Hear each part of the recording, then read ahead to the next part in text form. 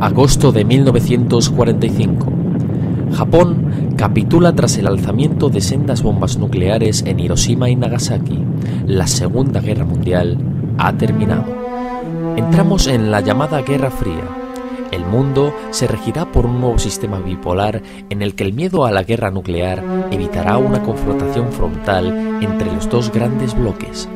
La Unión Soviética y Estados Unidos, desde la Segunda Guerra Mundial hasta el fin de la Guerra Fría, prácticamente ambas superpotencias estaban coordinando en mayor o menor medida el mantenimiento del orden internacional.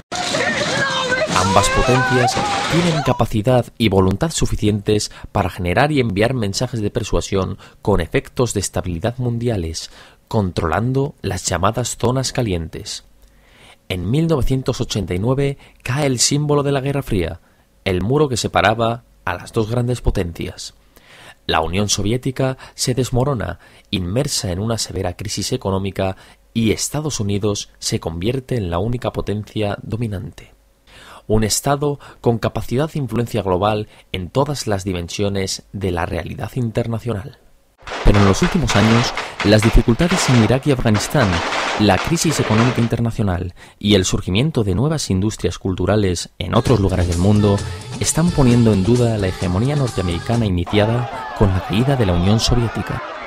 Cuando decimos que un país lo calificamos como una potencia, una gran potencia o una superpotencia, estamos teniendo en consideración la capacidad del país o del actor internacional en influir mundialmente en lo político, en lo económico, en lo cultural, en lo ideológico, en lo tecnológico, es decir, capacidad de influencia global.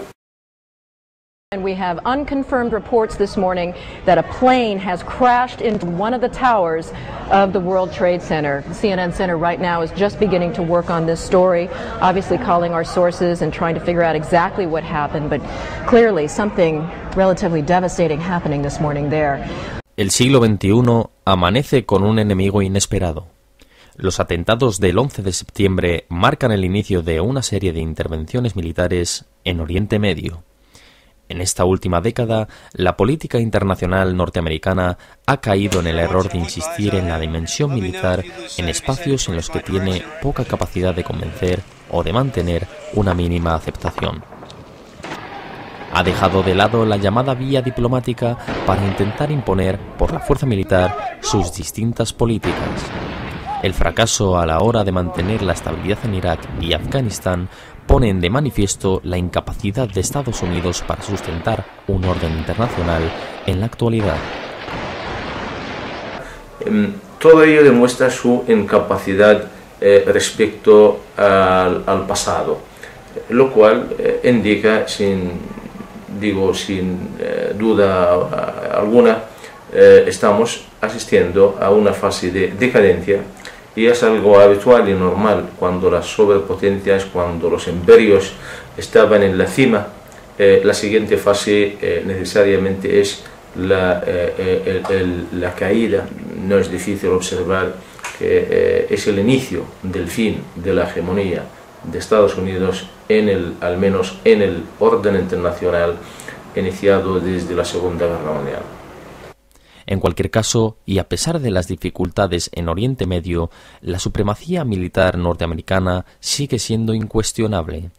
Ninguna de las potencias emergentes está cerca de poder competir con Estados Unidos tanto por su avanzada tecnología en este campo como por su supremacía nuclear. Las debilidades de la gran potencia tienen otro origen. Estados Unidos seguirá para mucho tiempo con una enorme capacidad militar, pero y cada vez, sin embargo, menos capacidad en los demás campos. En el aspecto económico, Estados Unidos ya no manda tanto en el contexto internacional. la aparición de nuevas potencias como China, la India o Brasil está relegando poco a poco a los americanos a un segundo escalón. Estados Unidos ya no es el que era. Es todavía la potencia más hegemónica, pero sí que está en franco declive. Bueno, y además desde hace años. Básicamente es por el empuje de las grandes potencias asiáticas y incluso americanas, es decir, de China, de la India y de Brasil. Esto se produce ya desde hace varios años y ha provocado ya un cambio en la relación de fuerzas en el mundo, en lo económico, bastante sustancial, ¿no? El factor fundamental de este declive estadounidense es la aparición de China en el escenario internacional. El gigante asiático ha salido bastante beneficiado de la crisis que ha azotado a las potencias occidentales. Ha colocado sus productos a bajo precio en estos mercados y ha comprado deuda de estos países. China ha consolidado su posición como potencia económica y será dentro de unos años la que tenga la hegemonía. Lo único, podemos decir que lo que sigue manteniendo la hegemonía en Estados Unidos es en la tecnología, pero esa tecnología la está fabricando en China. Es verdad que la propiedad, las patentes son americanas, pero la fabricación es china. Cuando eso ya también se revierte y China empieza también a generar tecnología, pues ahí sí que estaremos hablando ya de un cambio de ciclo. Si Estados Unidos aún se mantiene como potencia económica, es debido a la gran influencia que ejerce sobre Europa. El viejo continente depende absolutamente de los estadounidenses. La verdad es que es uno de los factores que le da relevancia a Estados Unidos, con la dependencia de Europa en muchos temas. Pero bueno, también un poco también es la inercia de estos tiempos, también es su capacidad de innovación. Sí, Europa diríamos que es un apoyo para ellos y ha sido un poco de respaldo. En definitiva, estamos viendo un cambio de papeles en el mundo. Estados Unidos ha perdido protagonismo y es una potencia en declive. Las reglas del juego ya no las marcan ellos. Sí, yo creo que la conclusión es que Estados Unidos sigue mandando bastante, pero manda menos, tiene que pactar muchas más cosas, tiene que dialogar mucho más, tiene que ceder mucho más y que la tendencia es a peor, es decir, que van perdiendo poder, efectivamente.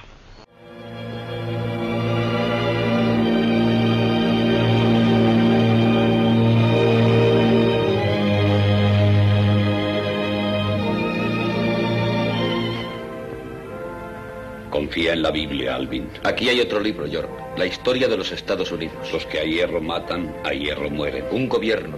Todos los hombres para defender los derechos de cada hombre y cada hombre para defender los derechos de todos los hombres. Recuerda que el Señor dijo, no matarás. Pero esa herencia cuesta cara. Exige muchos sacrificios el conservarla, incluso el de nuestras vidas. Obedece a tu Dios. Defiende a tu patria. Tu Dios. Tu patria. Tu Dios. Patria. Dios. Patria. Dios. Patria. Desde los comienzos del cine, Estados Unidos ha tratado de llevar su ideario político a los ciudadanos sirviéndose de la cultura. En los años 60, muchos directores hacían, de una forma o de otra, apología anticomunista a través de sus películas, e incluso se creó un comité de actividades antiamericanas que llevó a la cárcel a guionistas tan prestigiosos como Dalton Trumbo, a la postre, creador junto a Douglas y Kubrick de la película Espartaco.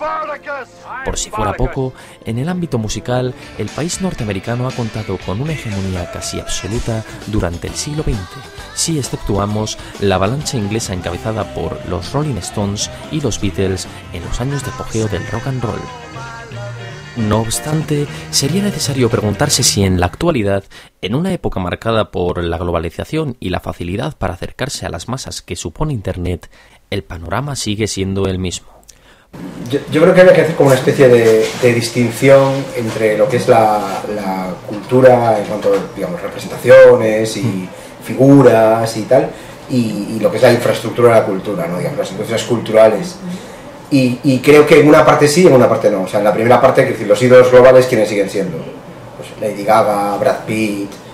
Sí, claro, en China hay gente que llega a chorrocientos millones de personas, pero no. Seguimos estando como estábamos en el 78 cuando el informe McBride, ¿no?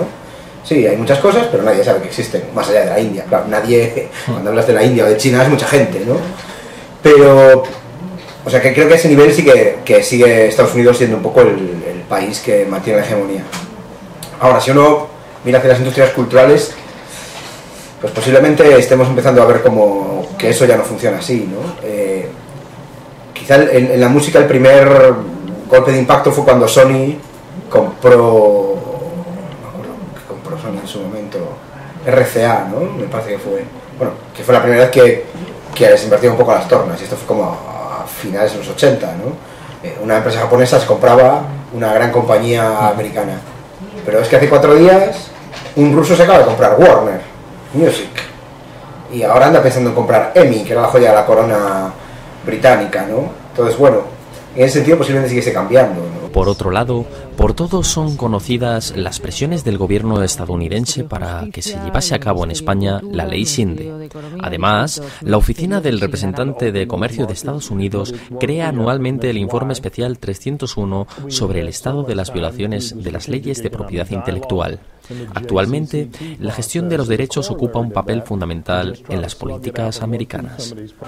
Pero el país que ha conseguido imponer su forma de ver la propiedad intelectual, cuánta debe ser la duración de los derechos, cómo se tienen que gestionar, etcétera, etcétera, ha sido Estados Unidos a través básicamente de la Organización Mundial de Comercio, ¿no? Primero a través de acuerdos bilaterales y luego al final con la Organización Mundial de Comercio, donde constantemente, si lees un poco todos los materiales que se han ido produciendo, siempre hay como una especie de adenda sobre propiedad intelectual.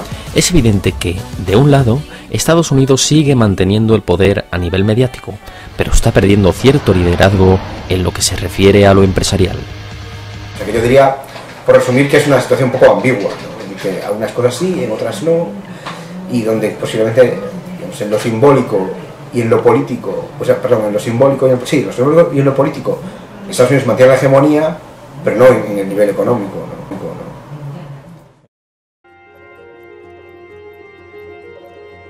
Muchos factores parecen indicar que la hegemonía norteamericana está llegando a su fin, pero el proceso es largo.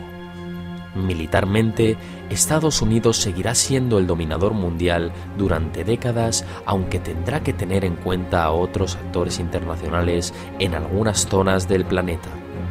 En el aspecto económico, las potencias occidentales van poco a poco perdiendo peso ante el gigante asiático. China liderará la economía mundial en poco tiempo, creando una nueva correlación de fuerzas a nivel mundial.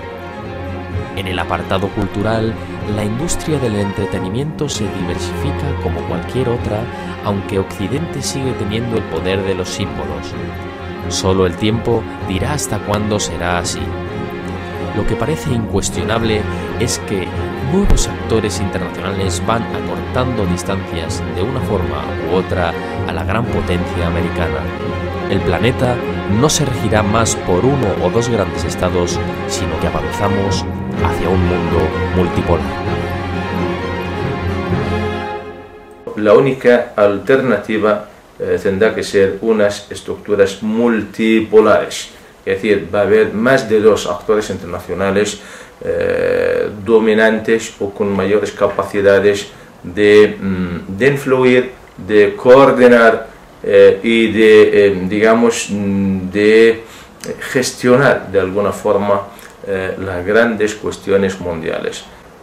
Esto, sin duda alguna, va a ser mucho más, por lo menos más equilibrado el sistema internacional que en el pasado, porque las decisiones que pueden incidir en cuestiones de fondo, como las cuestiones de guerra o de paz mundiales, con todos los matices que podemos establecer, tendrán que ser discutidas y decididas a nivel de más de 2 potencias o superpotencias mundiales. Estamos en una fase de génesis de un nuevo orden internacional.